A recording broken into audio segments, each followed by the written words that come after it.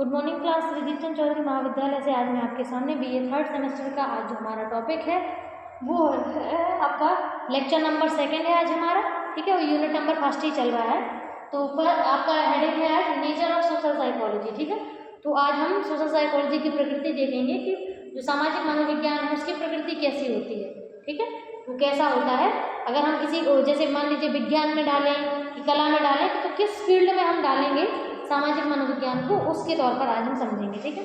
तो हमारा इसमें हम आपको हेडिंग में ही समझाएंगे। फर्स्ट जो इसमें हेडिंग है वो है सामाजिक प्रसंग पर जोर।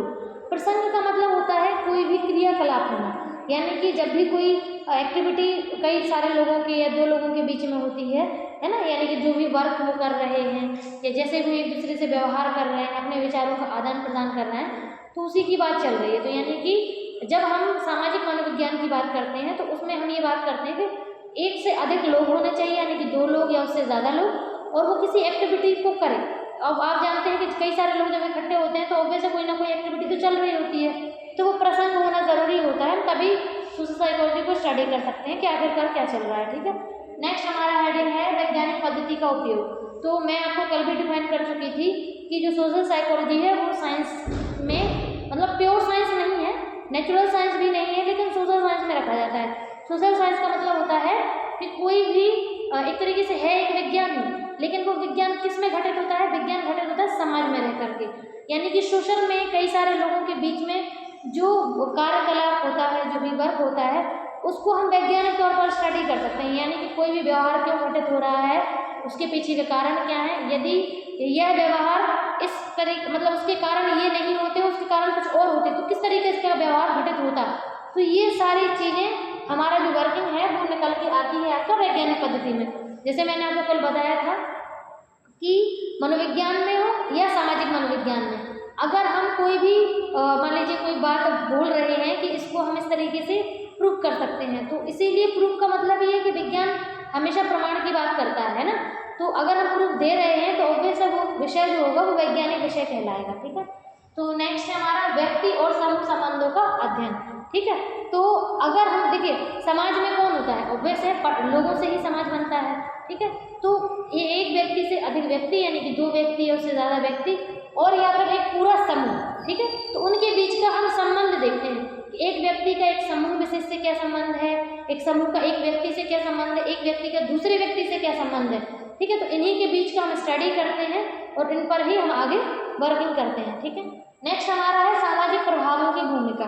तो आपको मैंने कल ये बताया था, कल हमारे टॉपिक में कल मैंने आपको स्टडी किया था, बताया था कि जब कोई एक व्यक्ति दूसरे व्यक्ति के व्यवहार को प्रभावित करता है ना, किसी दूसरे व्यक्ति के एटीट्यूड को प्रभावित करता है, किसी के व्यवहार को प्रभावित करता है, तो वो कहीं ना कहीं समाज में ही रखा जाएगा, क्योंकि एक समाज में ही 2 व्यक्ति होते हैं। तो आपका इसमें 3 पॉइंट इसमें है। एक तो होता है कन्फर्मिटी, दूसरा है आपका ओबीडियंस, और तीसरा है परसुएशन।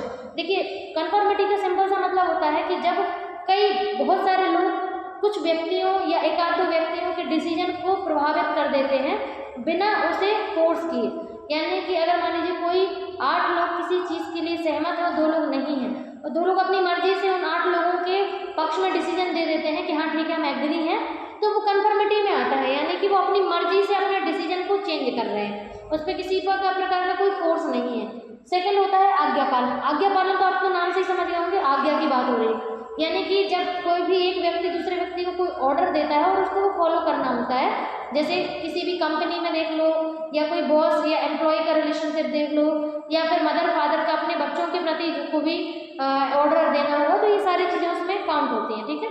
यानी कि ऑर्डर मोस्टली पावरफुल पर्सन ही मतलब कम पावर वाले पर्सन को देता है, यानी जिसके पास पावर उतनी नहीं होती जितनी पावरफुल व्यक्ति के पास है ना।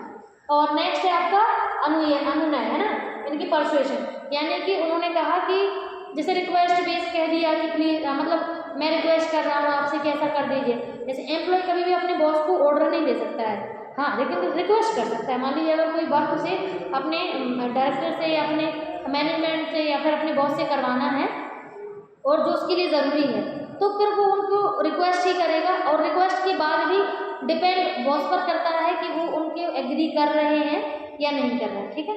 नेक्स्ट है आपका हाँ, तो ये हमारे 3 पॉइंट इसके अंदर थे। 5वां पॉइंट है दृष्टिकोण और विश्वासों का अध्ययन, ठीक है। तो अब ऑब्वियस है कि अगर हम विज्ञान, सामाजिक विज्ञान की या मनोविज्ञान की प्रकृति देख रहे हैं तो इसमें दृष्टिकोण और विश्वासों का अध्ययन करना बहुत ज़रूरी होता है। देखो, हर एक पर्सन की अपनी पर्सनालिटी होती है, हर एक सिचुएशन को देखने का उसका अपना एक नज़रिया होता है, उसका दृष्टिकोण होता है। तो उसका पॉइंट ऑफ व्यू, उसका दृष्टिकोण क्या है, उसके विश्वास क्या हैं, ये सारी चीज़ें भी हम सोशल साइकोलॉजी में स्टडी करते हैं। ठीक है, नेक्स्ट है हमारा सामाजिक व्यवहार का अध्ययन। तो यानी कि अगर हम बात करें सोशल साइकोलॉजी में, हम समाज में रहने वाले लोगों के व्यवहार का ही अध्ययन करते हैं। नेक्स्ट है सांस्कृतिक प्रभाव। तो आप जानते हो कि अपने भारत में ही देख लो, अपने भारत में कितने सारे धर्म हैं, कितनी सारी जातियां हैं, कितनी सारी संस्कृतियां हैं, है ना। हर 100 किलोमीटर के डिस्टेंस से संस्कृति बदल जाती है लोगों की, है ना, कि वो किस तरीके से अपने क्रियाकलाप को करते हैं, वो उनका जो ढंग होता है कार्य करने का, उनकी सांस्कृतिक क्रियाकलापों में आता है।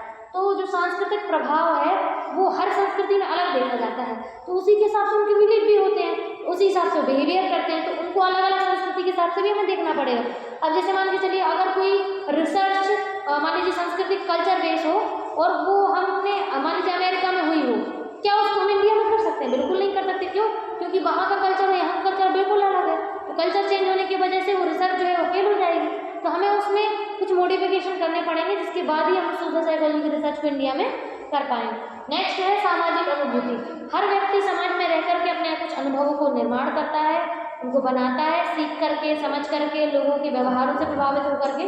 कई सारे कारण होते हैं जब कोई एक व्यक्ति अपने अनुभूतियों को बनाता है, तो उसी के बेस पर व्यवहार भी करता है। ठीक है, नेक्स्ट है व्यवहार का बहुआयामी दृष्टिकोण।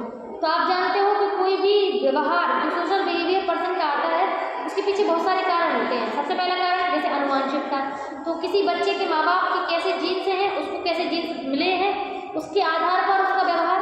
ठीक है, दूसरा उसकी पालन पोषण किस तरीके से हुआ है, ठीक है, उसके आसपास के उसके टीचर ने, है ना, उसका पालन पोषण एनवायरनमेंट में भी देखें तो कई तरीके से होता है। जैसे उसके पेरेंट्स और माँ बाप और फैमिली का अलग एनवायरनमेंट होता है, उसके दोस्तों के बीच में अलग एनवायरनमेंट मिलता है, टीचर्स से उसको अलग चीज़ें सीखने को मिलती हैं, उसके पड़ोसियों से रिश्ता, मतलब जैसे जैसे पर्सन चेंज होते चले जाते हैं, वो जो इन्वायरमेंट है वो चेंज होते चला जाता है। तो उसी के अकॉर्डिंग पर्सन का जो डेवलपमेंट है, सोशल में जो बिहेवियर है, वो लोगों का अलग अलग होता है। ठीक है, तो बहुआयामी का मतलब है कि एक व्यक्ति के व्यवहार को कई सारे लोग निर्माणित करते हैं। ठीक है, लास्ट पॉइंट है पूर्वानुमान और नियंत्रण।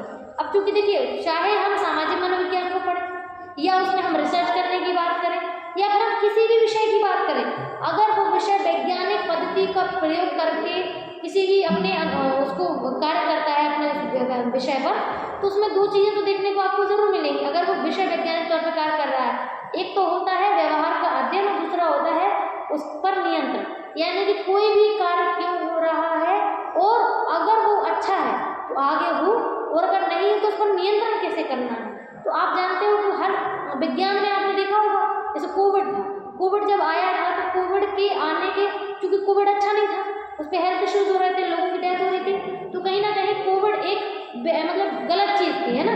तो कोविड के आने की वजह से जो भी समस्याएं हुई, तो उन कोविड आया क्यों, पहले वो जानना है, अब उसके पीछे के कारण, ठीक है, कैसे कैसे वर्क कर रहा है और उसको कंट्रोल कैसे करें। ठीक है, तो नियंत्रण तो विज्ञान का मेन टॉपिक होता है, क्योंकि जो चीज़ें सही नहीं उनको नियंत्रित करना जरूरी होता है। ठीक है, इसमें अगर कोई डाउट हो तो बता दीजिएगा। Thank you.